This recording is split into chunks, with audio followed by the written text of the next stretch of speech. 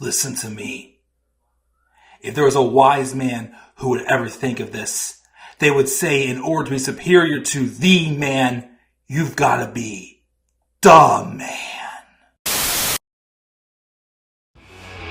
For I am the man himself.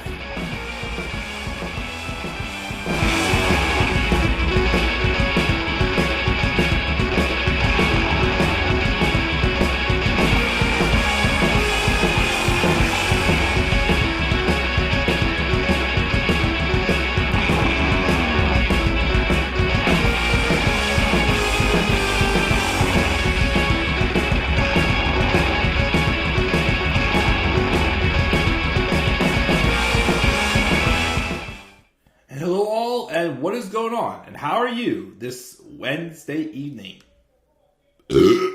Excuse me. This is the Club of the Man 1993 here once again for another episode of another review, actually, of Monday Night Raw. With, of course, a new background for the first time in a while. No Roman Reigns, no Bianca Belair. Because Roman Reigns is no longer a Raw superstar. You know, we currently have no World Heavyweight Champion on Raw. Of course, we have a tournament, which is going to be either Seth Rollins or AJ Styles. Most likely Seth Rollins, of course. But, of course, for now, since Cody's probably the biggest name on Raw right now, I'll let Cody chill in this spot until Seth takes it. And then, of course, Rhea Ripley, the SmackDown Women's Champion, is a Raw superstar. So, since that's the case, then I'm going to play clear to the rules of the draft and say that, yes, these two should be representing Raw because they're, well, okay, the world champion but the biggest star on Raw, no doubt about it. And the women's champion on Raw is the SmackDown Women's Champion. So fair game. Yes, so get it? Cool. Monday Night Raw from the May 15th, 2023 episode of Raw took place in Greensboro, North Carolina, where just a week and a half away from the Night of Champions pay-per-view in Jeddah, Saudi Arabia, where all titles will be defended. Not happening because Roman Reigns is not defending his title. But he's going to be in that tag match. And once again, the way I feel about Raw, I don't hate it. I don't love it either. I kind of get what they're trying to do, but we're just seeing some more and more of the same old Vince McMahon shit. Stuff that doesn't make sense. We've got rematch after rematch after rematch. We still got a stable in Judgment Day that, although it has awesome talent with it, don't get why they're still together still, because once again, Edge ended the feud.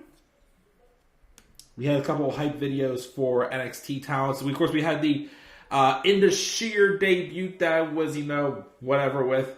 We had the return of Ronda Rousey, and we had a battle royale to crown a new number one contender.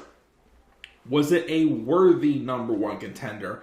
Or was it typical Vince booking where they bury the hell out of this guy? When he gets a title opportunity, you don't want to take him seriously because it's like, wait. You're telling us he's a joke, but now he's fighting for a title. So we'll talk about all that when we get to it. And of course, just keeping this brief. Again, with how busy I've been, these brief, short reviews have worked out very well. Also, keep an eye out again, because I finally got around to doing another one of my shorts for the for my 2018 edition of my worst WWE matches of all time. So hopefully, again, that'll get done soon, and I'll get to do the 2023 edition for worst matches of all time. Again, hopefully that comes around soon, because I'm definitely very excited, looking forward to doing that video, and we'll go from there. But let's just roll in and talk about this episode of Raw. Not much really happened. We opened up with a promo with Sami Zayn and Kevin Owens. Sami Zayn still obsessed with the Judgment, not Judgment Day, with the Bloodline. Of course, they're getting ready. It's also how they have another opportunity to take out Roman Reigns as they've been wanting to. Kevin Owens basically was just like, I've had enough of this, blah, blah, blah. Judgment Day come out, and basically Kevin's like, I think they were like, they want to fight. But then, we want to fight, we just want to congratulate you. But yes, we still want to fight. So it basically led to a tag match later on in the night where, for some reason, Paul Heyman appeared. Yes, the same Paul Heyman who, with Roman Reigns and Solo Sikoa, was drafted to SmackDown, yet he's somehow able to appear on Raw. He had like a visitor's pass attached to his phone, and he called Roman Reigns, and he was on the phone with him throughout most of the night and in the main event, as Imperium basically aligned with Paul Heyman and got to the head of Sami Zayn and Kevin Owens and helped the Judgment Day beat them. Again, yes, I get it. It's mind games. But also, remember this. Paul Heyman is technically a SmackDown superstar. Well, he was drafted specifically to SmackDown. Why is he on Raw? And once again, I don't want to see Roman Reigns get those tag titles. So, again, I get what they were going for, but again, it makes no sense because you have a SmackDown superstar just randomly on Raw with a random guest pass attached to his phone. And again, who wants to see Roman Reigns win another title when he's working less and less states, not even defending his own titles he has now? What good is putting the tag titles I'm going to do besides give Solo Sikoa a rub? So that was part of the show. Shinsuke Nakamura beat The Miz, as we thought he would. They're doing nothing with that. Chelsea Green and Sonya Deville, we won another tag title match. Which they were supposed to get it on this week's episode of Raw. Why? I don't know why, but it was stupid. But instead, Liv Morgan got hurt, so instead Raquel Rodriguez fought Chelsea Green and beat her. Again, another reason why I ask, why would they give them another... I mean, okay, first off, we can't have champions losing clean, but why were they going to be giving Sonya and Chelsea an opportunity again anyways when they didn't win? And I keep saying, I don't like Chelsea Green being paired with Sonya Deville, because it makes her Karen character sound a lot more like Sonya Deville, who just whines and complains and has nothing to back it up with. So that's hurting Chelsea, in my opinion. But after the match, Ronda Rousey and Shayna Baszler returned and beat her down. And basically they said something like, are you going to defend that title whether Liv's ready or not, or whatnot? So I guess either that's the match at Night of Champions, or they're setting it up for Money in the Bank, or whatever that will be. Because it sounds like Chelsea and Sonya will get their undeserved rematch soon once Liv's back. Whenever she comes back, who knows?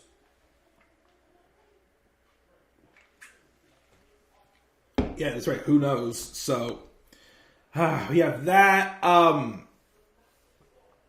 Then we have this Battle Royale. This number one contenders match for the Battle Royale. First off, the first portion of this Battle Royale was a bunch of tag teams. A bunch of people they would not have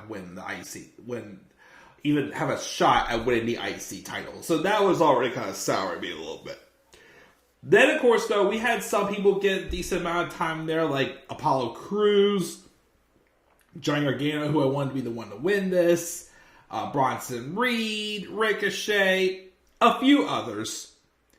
There was also a moment in the match where JD McDonough got eliminated, and he attacked Dolph Ziggler, cut a promo there, basically teasing his first feud is going to be with Dolph Ziggler. But then we saw Finn Balor kind of like watching over from afar after he was interviewed. He mentioned once again that you can never bet against an ace, which again, I do like that.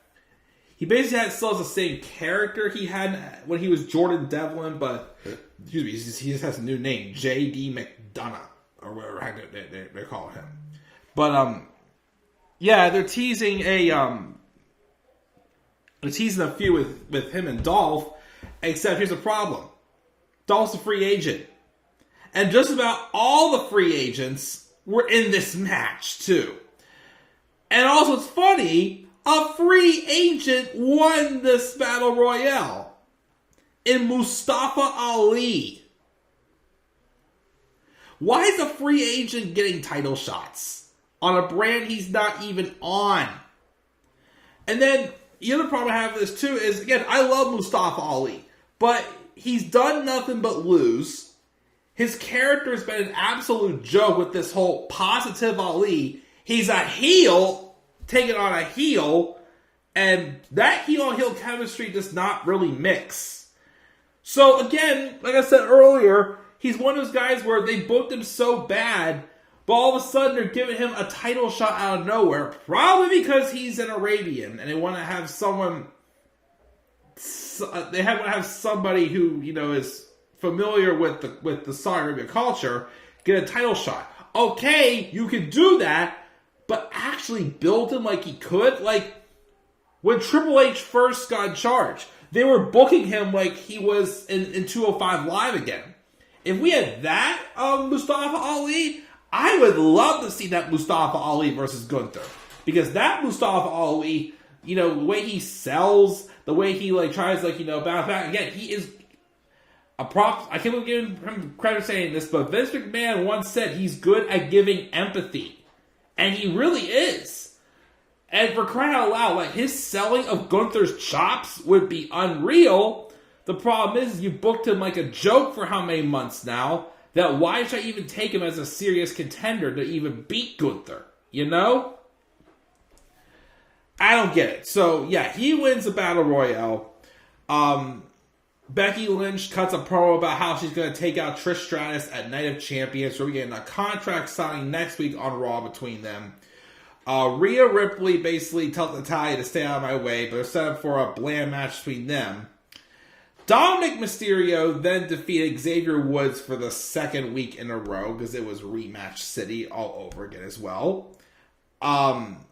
Indashir squashed two jobbers, and then Jinder Mahal speaks in Hindi as he sends a warning to the rest of the Raw roster. Ooh, I'm so scared. Because I'm not a fan of Jinder Mahal at all. Cody Rhodes has another promo about his fight with Brock Lesnar, noting how he will conquer Lesnar. Of course, then again, how is this going to be different than the one-on-one match they had at Backlash if there was no stipulation, or the micromanaged heel Brock Lesnar going, I want to fight! Well, right now you're doing this regular one-on-one match, so Cody's will beat you the same way. You're going to add a stipulation, no holds barred, don't just do a fight, or didn't they one time have Seth Rollins and AOP and Big Show, Samoa Joe, and Kevin Owens fighting a fist fight, they called it, or something just no holds barred, Extreme Rules, street fight, something in there. Just say I want to fight, and it's gonna be another one-on-one match. Who the heck knows? We also had Seth Rollins have a segment, making his desire to win the world title, and he also is going to address Roman Reigns next week. Why? Why they have to? Who the heck knows? I gave this show a C+. There's stuff that I understood what they were going for. But again, it's just... I got so many issues. But, that's Raw. I'm generous giving it a C+, because I get what they're going for some things. But some things I'm just oh gosh. But, that's my quick thoughts on the show. It was decent. Again, I gave it a C+. Not super excited for Night of Champions, but we'll see. Backlash I wasn't too excited for, but it ended up being a good show. So maybe Night of Champions will just surprise us. We'll just have to wait and see, though, guys. But guys, leave your thoughts down in the comment section below. Be sure, as always, to slap a like on the video and subscribe for more content on our channel. And follow me on Twitter at The Club with the Man 1993. I'm sorry, just The Club with the Man 93 on Twitter. Also, TikTok and Instagram at The Club with the Man 1993. Until then, guys, I'm checking out. I'll catch you guys all later. Do not ever forget, in order to be superior to the man, you've got to be the man. And for I am the man himself.